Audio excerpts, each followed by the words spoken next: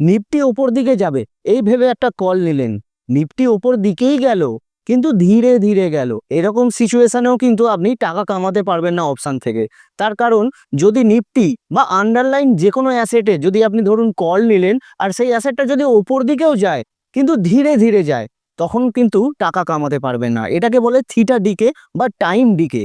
অপর দিকে আপনি যদি অপশান সেল করেন, মানে নিফটি ওপর দিকে যাবে এটা ভেবে আপনি যদি পুট সেল করে দেন, নিফটি যদি নাও ওপর দিকে যায়, একই জায়গায় সারা দিন থেকে যায়, তাও টাইম ডিকের জন্য আপনি কিছু টাকা কামাতে পারবেন। তাই অ্যাকচুয়াল টাকা অপশান বাইং এ নয়, অপশান সেলিং থেকে আসে। কিন্তু অপশান সেল করতে তো লাগে অনেক টাকা, তাই দরকার নেই। যতক্ষণ না বড় টাকা বানাচ্ছেন বা যতক্ষণ না বড় ক্যাপিটাল বানাচ্ছেন, ততক্ষণ অপশানে কাজ করার দরকারই নেই। আমি দিয়ে দিচ্ছি আজকে আপনাকে একটা ইন্ট্রাডে ট্রেডিং স্ট্র্যাটেজি, যেখানে অপশান নয়, আপনি ক্যাশে কাজ করেও ভালো টাকা কামাতে পারবেন।